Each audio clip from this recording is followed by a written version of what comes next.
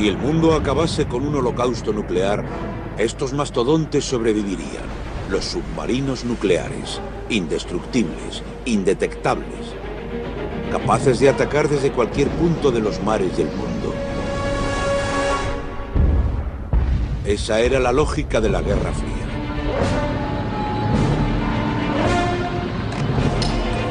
Una era que acabó, pero cuyo legado mortal nos amenaza hoy con urgencia. Casi 200 submarinos nucleares del Imperio Soviético y sus reactores se están pudriendo en los fiordos del norte de Rusia. Una pesadilla medioambiental y el ingrediente perfecto para una bomba terrorista. Durante 40 espeluznantes años el mundo vivió al borde de la aniquilación nuclear.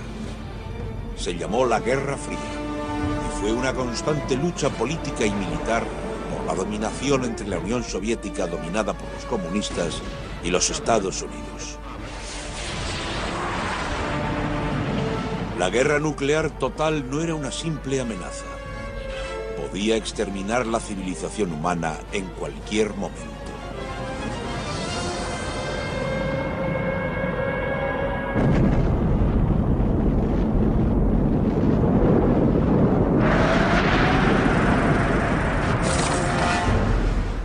Las dos superpotencias libraron una batalla secreta de titanes bajo el agua.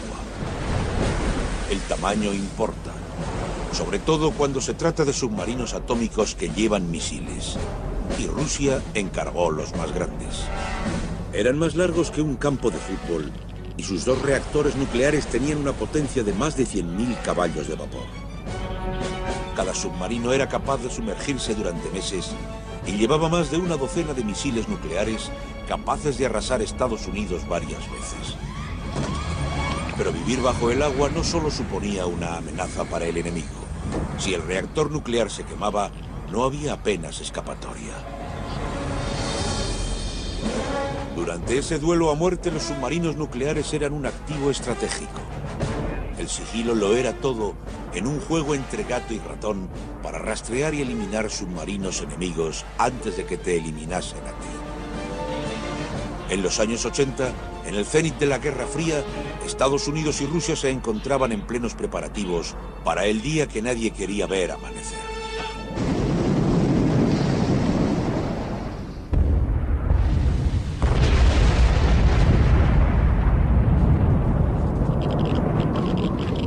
La posibilidad de la aniquilación mutua era lo único que aseguraba la paz y evitaba la guerra. La lógica de la Guerra Fría dictaba que la posesión de una fuerza letal constituía en sí misma la garantía contra su despliegue. Los submarinos de misiles nucleares jugaron un papel disuasorio clave entre soviéticos y occidentales. Pocos norteamericanos conocen mejor los submarinos rusos que el historiador naval Norman Polmar. Nunca se podía encontrar y destruir todos los submarinos de misiles nucleares. Ningún bando podía hacerlo. Por lo tanto, se convirtieron en la reserva estratégica que ambos países denominaban factor disuasorio. El arsenal nuclear del Imperio Soviético se encontraba en el lejano norte, en la península de Kola, una masa de tierra que se adentraba en el mar de Barents. No había ningún lugar en el mundo con una concentración mayor de material nuclear. Y en su centro estaba la ciudad más al norte del planeta, Murmansk, 2 grados al norte del círculo polar. Era un punto caliente de la Guerra Fría. En los fiordos del mar de Barents, las aguas cálidas de la corriente atlántica nunca se congelaban. Era el escondite perfecto. Anclado alrededor de las bases secretas de submarinos nucleares más importantes de Rusia, se encontraba el orgullo de la Marina, su factor disuasorio móvil.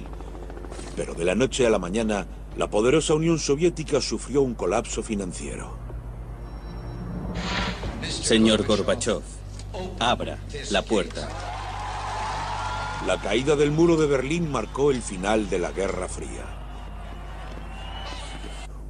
Con el final de la Guerra Fría y en esa situación financiera, de repente el ejército se quedó sin fondos. Y por supuesto afectó a la Marina. La Marina vio que no podía mantener operativos sus buques, ni sus submarinos, ni su personal en la cantidad necesitada. Así que la Marina se desmoronó. El caos de los años 90 todavía pervive en la actualidad.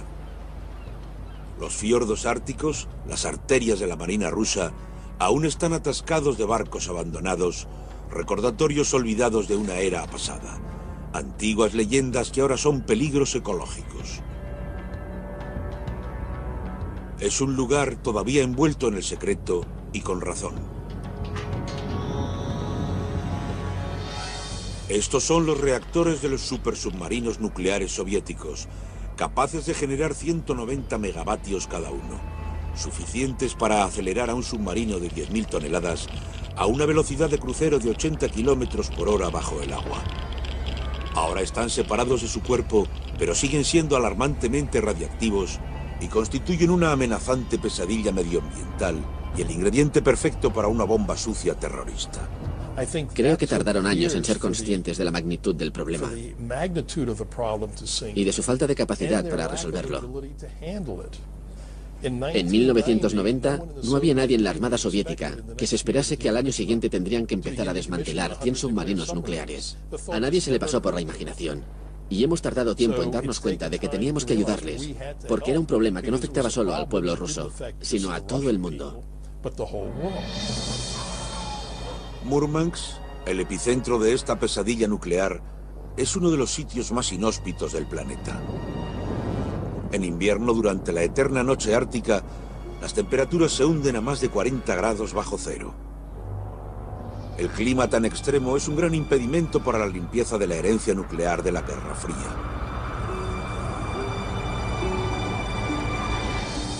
Pero en realidad, no es más que uno de varios obstáculos para el equipo de ingenieros alemanes altamente cualificados, encargados de la monumental tarea y dirigidos por Detlef Mittan. Operamos en una zona de alta seguridad, cerrada al mundo exterior. Cuando empezamos a trabajar fue un gran problema, pero ahora nos hemos ganado la confianza de los rusos, que saben que no espiamos sus secretos militares. Ya saben que solo hemos venido a cumplir con este trabajo. El trabajo es el desmantelamiento de más de 200 submarinos y rompehielos nucleares. Un proyecto multimillonario que en gran parte ha de realizarse a mano, combinando fuerza con maña. Estos ingenieros de la antigua Alemania del Este se pasaron media vida visitando el Imperio Soviético. Conocen su idioma y sus costumbres.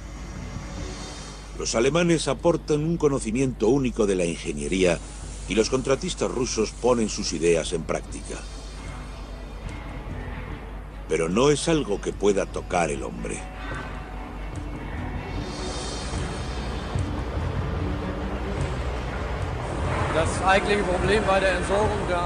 Desguazar un submarino nuclear presenta dos problemas fundamentales. Primero, hay que sellar el compartimento nuclear y encontrar la forma de almacenarlo. Y segundo, tenemos que almacenar con seguridad todo el material radioactivo que se acumula a lo largo del proceso de desguace. En esencia, un submarino no es más que un tubo de acero sumergido. Se pueden reciclar grandes partes e incluso revender. Soldar miles de toneladas de acero no es más que cuestión de mano de obra. La escala del trabajo no preocupa al equipo de Mittan, pero sí otra cosa. Algo imperceptible para nuestros sentidos que emana de los compartimientos de los reactores: la radiactividad. Sacar el reactor del submarino nuclear no es el desafío. El compartimiento está herméticamente sellado e incluso flota. Pero no se pueden dejar flotando sin más 200 compartimientos de reactores nucleares con material radioactivo.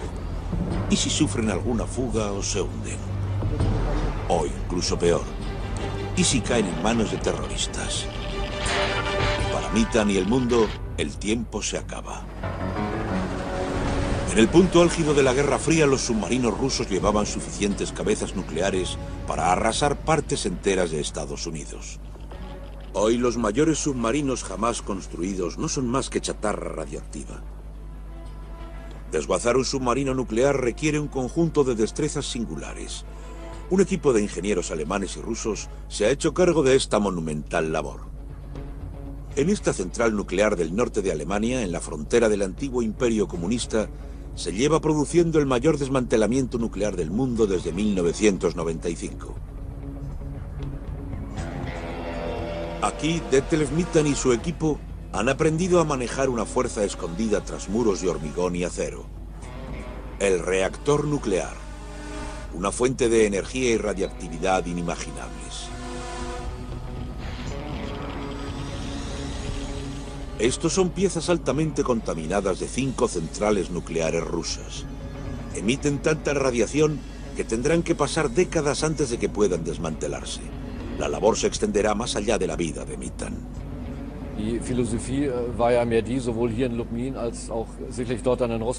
Aquí nuestra filosofía es la misma que en Rusia.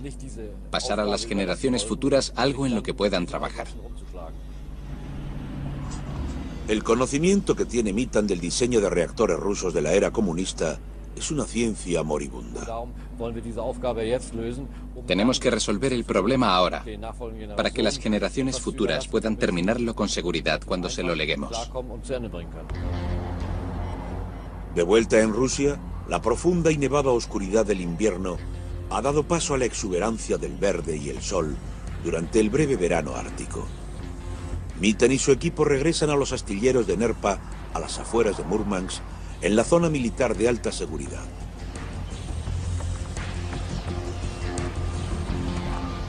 Les aguarda una tonelada de trabajo, literalmente.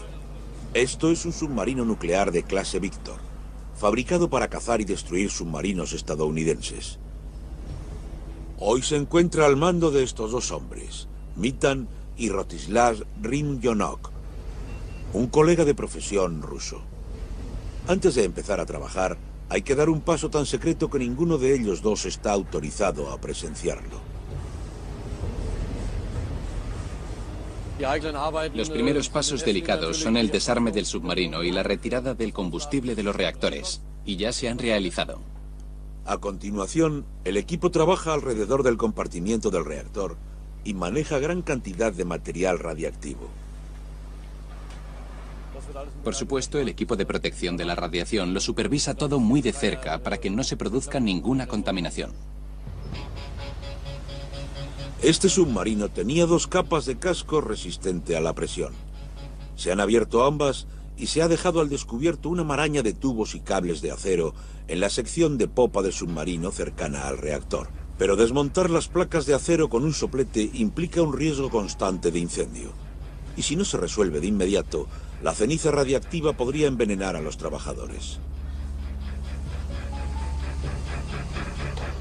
El plan es desguazar el submarino desde ambos extremos, avanzando progresivamente hacia el centro, donde está el compartimiento que aloja el reactor.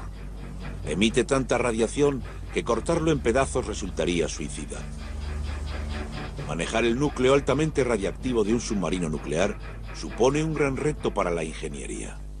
Sin duda alguna, resulta mucho más difícil desmantelar un submarino nuclear que fabricarlo, debido a toda la radiación que contiene. La radiación que existe al principio del proceso del reactor nuclear es bastante despreciable comparada con todos los desechos radioactivos que se generan durante su operación. Por eso a los ingenieros se les ha ocurrido una ingeniosa idea. El submarino se desmonta de forma que solo quedan el compartimiento que aloja el reactor y los 2 compartimientos contiguos.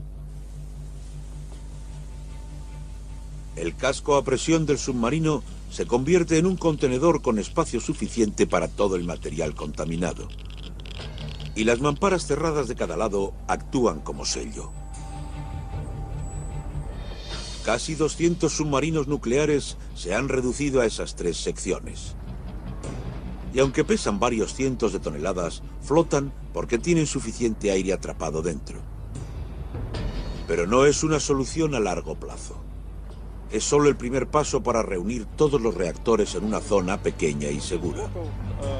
Los reactores de la flota nuclear completa necesitan un lugar de descanso definitivo. Deberán pasar varias décadas para que la radiactividad desaparezca.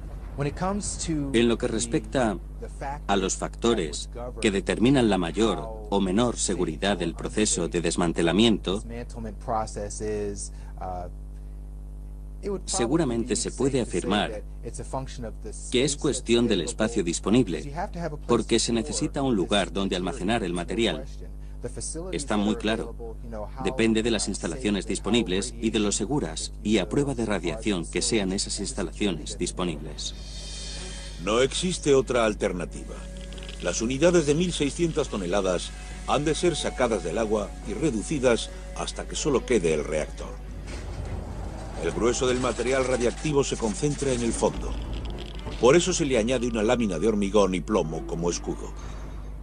Esto es todo lo que queda del Octubre Rojo, listo para unirse a otros submarinos en su lugar de reposo final a unos 30 kilómetros del astillero. Aquí, en la bahía de Saida, los reactores se almacenan sobre unos cimientos de hormigón de casi 1 metro de alto para garantizar que no haya fugas de radiactividad. Pero el trabajo no acaba aquí. El siguiente paso es descontaminar el material radiactivo que ha estado conectado alguna vez a los reactores mediante un valioso proceso aprendido en Alemania del Este, en otra zona de alta seguridad que muy pocos pueden visitar.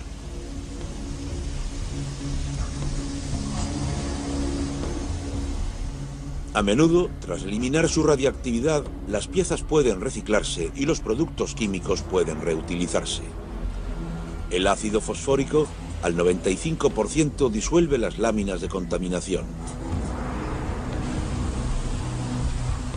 Es un proceso que requiere mano de obra intensiva. Cada pieza radiactiva necesita atención especial para poder recuperar y reciclar lo más posible.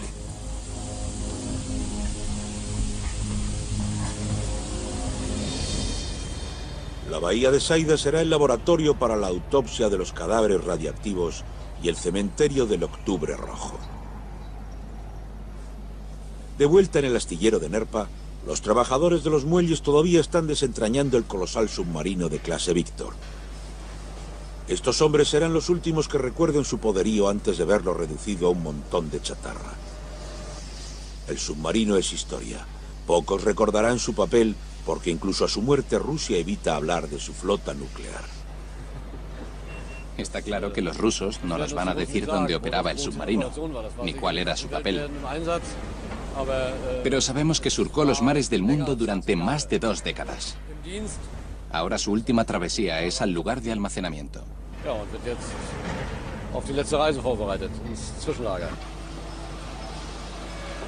Esta es la muerte de un submarino de clase Víctor. Pero el historiador naval Norman Polmar ha tenido acceso a información secreta de la Guerra Fría sobre su nacimiento. Era un submarino nuclear clase Víctor, que se terminó parcialmente en San Petersburgo, entonces Leningrado. Se botó en un dique seco flotante y se cubrió con redes de camuflaje para que los satélites de vigilancia de Estados Unidos no lo identificasen. Luego el dique seco se remolcó a la península de Kola para terminar de fabricarlo. Es impresionante la forma en que los soviéticos manejaron el asunto. La flota atómica de Rusia está desapareciendo deprisa. En menos de 2 décadas se habrá desmantelado el último submarino nuclear y su reactor, incluido el reactor del submarino más famoso de Rusia, cuyo desastre acabó hundiendo a toda la marina rusa.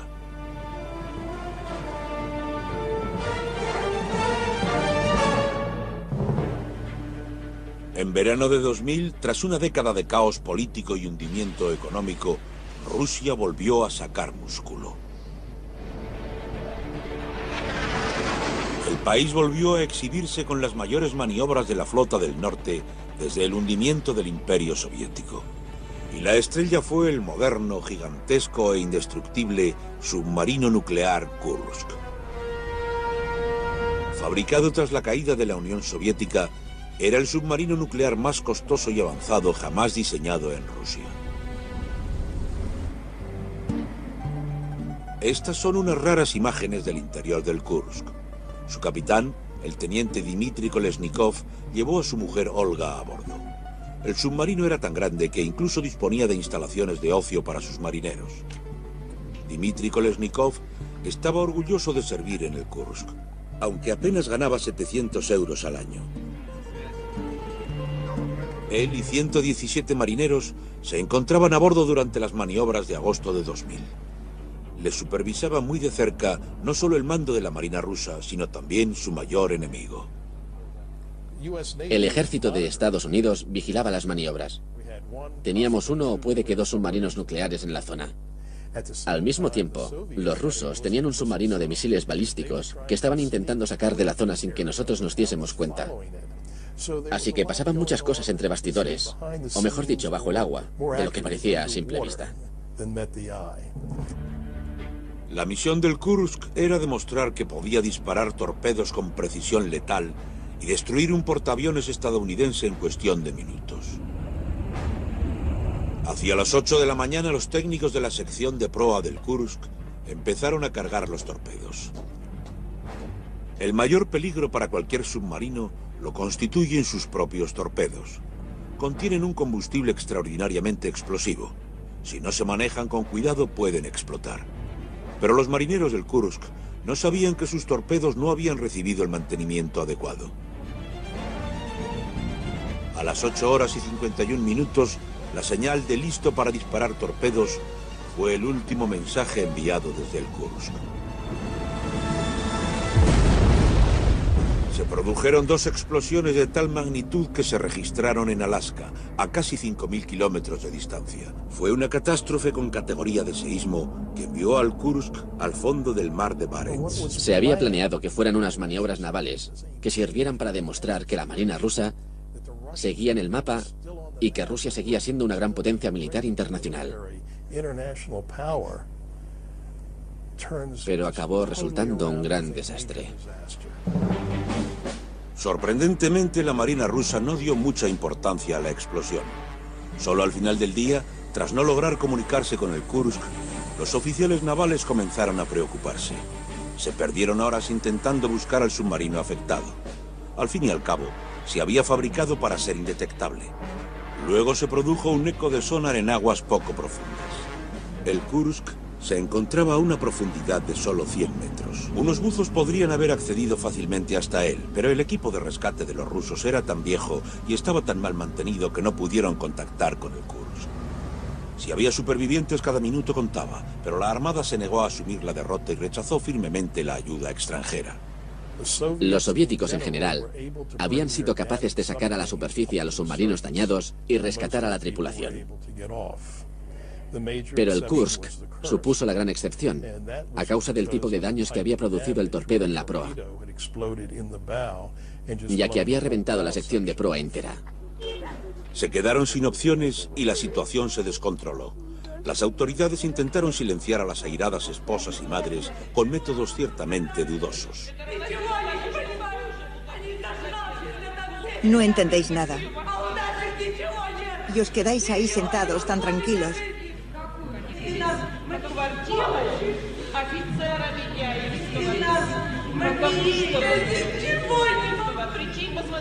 Nos dejáis sin nada, ni siquiera una palabra de esperanza.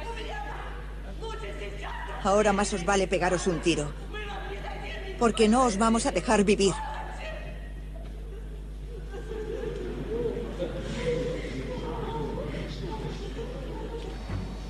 El presidente tuvo que intervenir. El ejército ruso seguía dividido sobre si aceptar ayuda extranjera. La presidencia de Vladimir Putin, todavía reciente, se vio amenazada por la crisis. Había rumores de que algunos marineros seguían vivos, y entonces Putin pidió ayuda al exterior. Casi una semana entera después del hundimiento del Kursk, unos buzos noruegos fueron capaces de llegar al submarino. Se quedaron impresionados por la escala de los daños. La sección de proa estaba enteramente destruida, pero la popa apenas tenía daños. Todavía podía haber marineros vivos, incluso aún lo bastante fuertes para responder.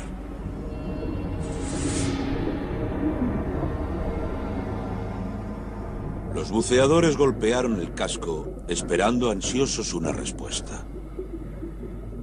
En En realidad, el capitán Dmitry Kolesnikov y 23 marineros sobrevivieron a la explosión inicial. Lo sabemos porque dejaron un mensaje diciendo que tenían pocas esperanzas. Los marineros siguieron vivos al menos 24 horas después de la explosión y posiblemente durante mucho más tiempo. Pero cuando los buzos entablaron contacto con el Kursk, ya no reinaba más que el silencio. Dmitry Kolesnikov y los otros 117 tripulantes estaban muertos. Cuando se abrió la escotilla de escape, una última bocanada de aire marcó el fin de toda esperanza. Ese sarcófago de acero en el fondo del mar de Barents fue una tragedia para todo el país. La ironía de que el Kursk se hundiera durante unas grandes maniobras es que la Armada rusa estaba intentando demostrar el poderoso liderazgo del que todavía era capaz Rusia. Y entonces un submarino de la segunda clase más grande que hay en el mundo sufrió un desastre interno que mató a toda la tripulación de 118 hombres. Y cuando se supo que había personas vivas en la sección de popa del submarino, se demostró lo incapaces que eran el gobierno ruso y la marina rusa de reaccionar ante un desastre de ese tipo. Para salvar la cara y recuperar los cuerpos, Rusia decidió reflotar el submarino. Era el objeto más pesado que se había rescatado jamás del fondo del mar. Centímetro a centímetro, el Kursk salió a la superficie. Más de un año después del accidente, el submarino, la gélida tumba de 118 personas, se recuperó. Los hombres que inspeccionaron el naufragio y rescataron los cuerpos apenas pudieron soportarlo. El temor se transformó en certeza. Si la Marina hubiera aceptado la ayuda extranjera, algunos de los marineros habrían sobrevivido.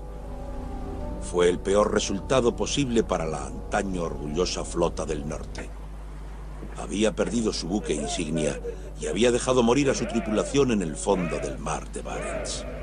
La tragedia del Kursk todavía retumba en Rusia. Se cierne sobre el final de la era nuclear de un gigantesco imperio. Y el orgullo se ha convertido en un problema colosal que ahora hay que solucionar. Este es el compartimiento del reactor del Kursk, otra chatarra peligrosamente podrida. Tiene que desguazarse y prepararse para su viaje final, como todos los compartimientos de reactores de la flota nuclear rusa. Esta travesía es el paso más delicado y peligroso del largo final del Octubre Rojo. En el astillero se están llevando a cabo los preparativos finales del único transporte de reactores de este año. El plazo con el que cuentan los trabajadores es breve. Las pocas semanas de verano en las que el clima es menos inmisericorde y los mares no están tan revueltos. Solo un dique seco puede trasladar una carga tan delicada por los fiordos del Ártico.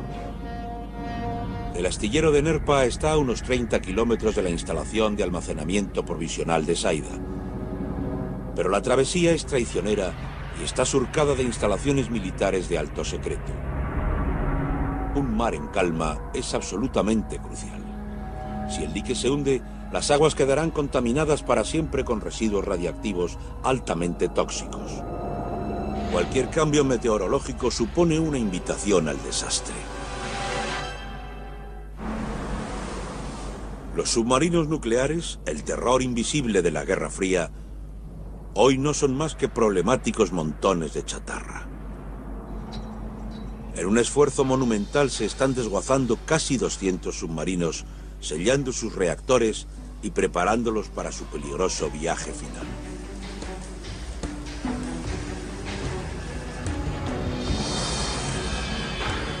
La mayor parte de los submarinos atómicos rusos han quedado reducidos a esto: la unidad que aloja el altamente contaminado reactor.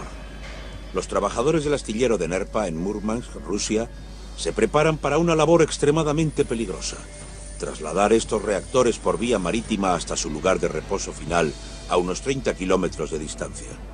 Este dique seco cargará 7 reactores a la vez. Se ha tardado un año en sellarlos para que puedan efectuar su travesía final con seguridad. Estas centrales nucleares en miniatura no son un cargamento ordinario. Su radiactividad limita el tiempo que los humanos pueden permanecer a salvo en su cercanía.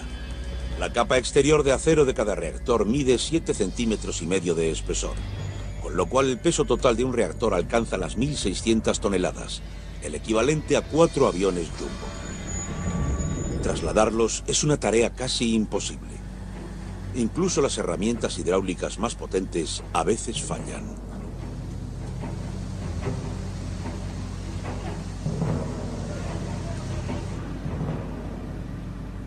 En esta fase, hasta el más mínimo problema puede hacer peligrar la misión. Para la operación de carga se han colocado vías junto al muelle. Los empleados trabajan a doble turno para acabar antes de la pleamar de hoy. Estas últimas horas, la culminación de un año de trabajo, son una carrera contra reloj.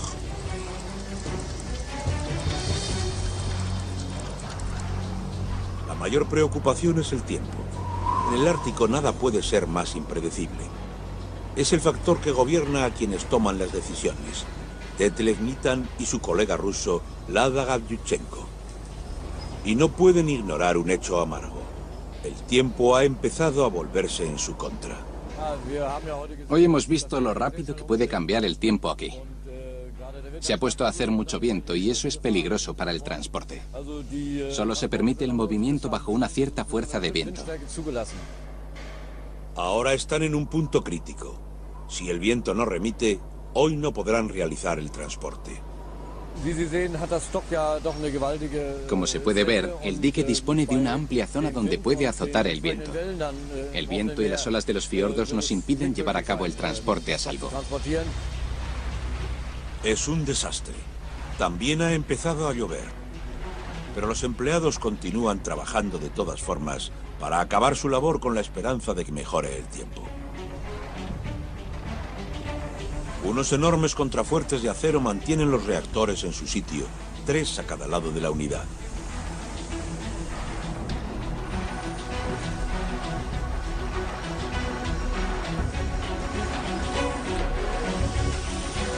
Los contrafuertes se sueldan al dique, pero incluso esas estructuras empiezan a agrietarse si el mar no está en completa calma. Los trabajadores del muelle se apresuran para cumplir con la fecha límite. Solo quedan unas pocas horas para que suba la marea.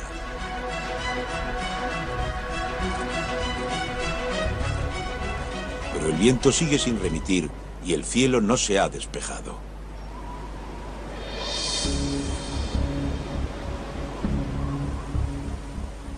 Unos remolcadores tiran del dique flotante. Las máquinas rusas a menudo se encuentran en pésimas condiciones. La empresa de Detlef Nitan ha comprado los remolcadores en el extranjero. También ha supervisado la modernización de los remolcadores locales.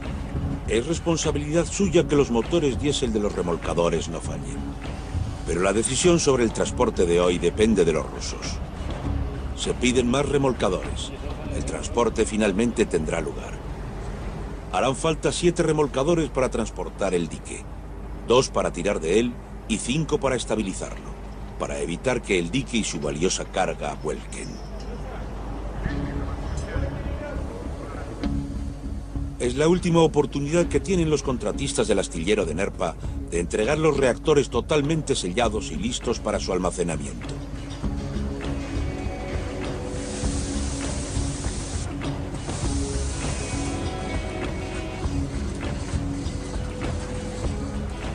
Entonces, se produce una buena noticia.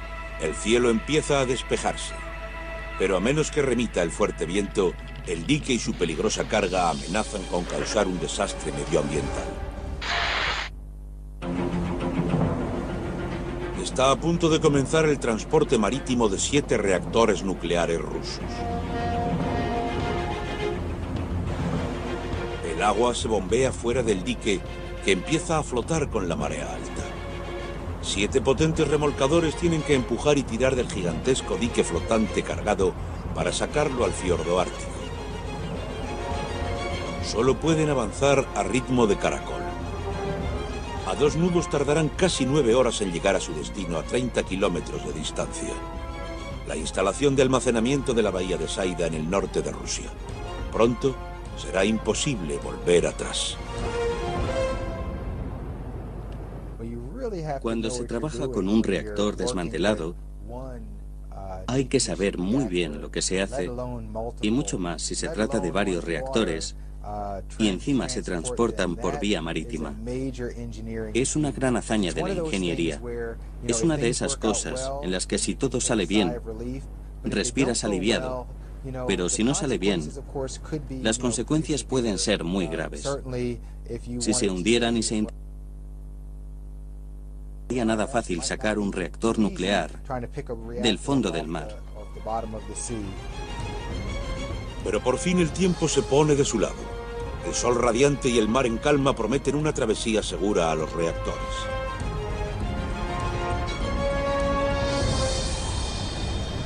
Tras 9 horas se avista Saida. Los remolcadores guían el dique al punto de atraque. Centímetro a centímetro el dique atraca en su sitio.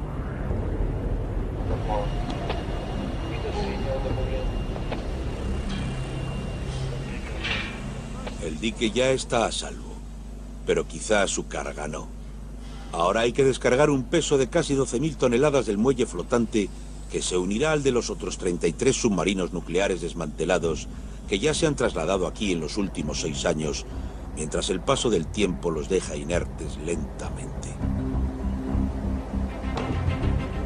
Son estos hombres quienes dirigen la fase final y deciden el lugar exacto donde descansará cada uno de ellos permanentemente. Es mejor no tener que mover 2 veces 1.600 toneladas. Vadgem Ambarchumyan es el director de las instalaciones de Saida y antiguo oficial de submarinos. Entre los reactores hay 2 que Vadgem recuerda muy bien. Estuvo destinado en los submarinos que funcionaban con su energía. Si recuerdo correctamente, fue en 1982. Era un buen submarino, muy fiable. Era el mejor submarino en el que he servido, y mi destino transcurrió sin incidentes.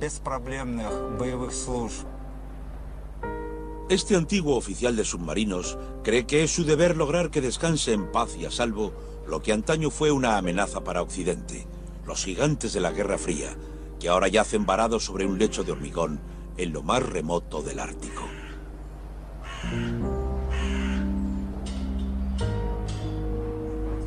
Es el mejor desenlace posible para Vadgem, así como para el resto del mundo.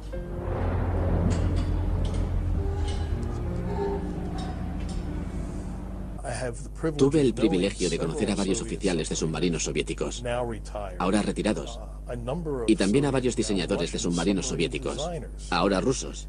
Y era una gente, a nivel individual, con mucho talento, y muy dedicada y muy amable. Así que cuando hablamos de oficiales de submarinos soviéticos o rusos, nos referimos a personas de verdad con las que podías llevarte muy bien. A causa de las complejidades del desmantelamiento de los submarinos nucleares, los reactores solo llegan a Saida una vez al año.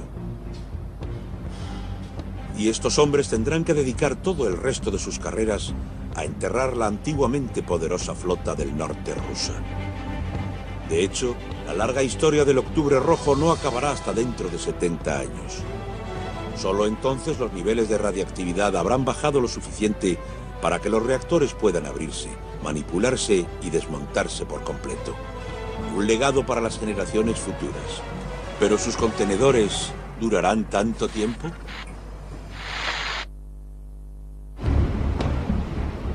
Tras décadas de espera y peligrosa indecisión, estos reactores de submarino nuclear han llegado a su destino final.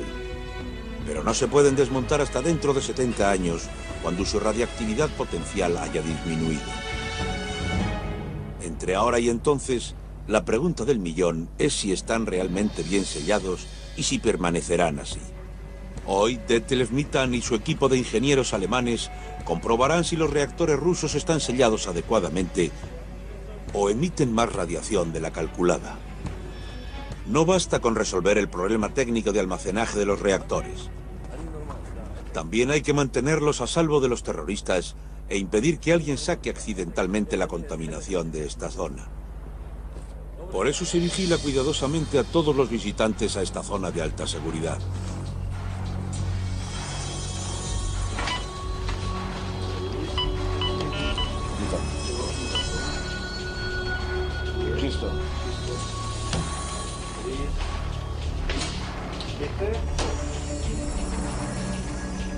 Un dosímetro registrará la carga radiactiva acumulada en el cuerpo de Mitan mientras se encuentra dentro del almacén nuclear. Mitan y su colega ruso, Vazgen Marsunyam, limitarán el tiempo que pasan junto al reactor. De lo contrario, acumularán más de la dosis permitida de radiación. Pero es vitalmente importante entrar y acercarse a medir los niveles de radiación de cada reactor.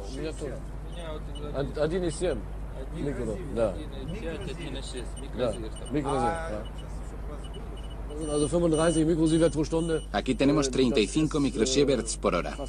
Es una magnitud justo por debajo del nivel máximo permitido. Significa que las unidades son totalmente herméticas. De todas formas, tenemos que salir cuanto antes. No debemos exponernos innecesariamente a este nivel de radiación.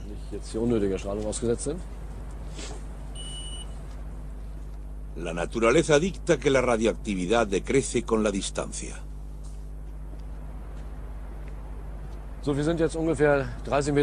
Aquí, a unos 30 metros de las unidades de los reactores, tenemos 170 nanosieverts por hora.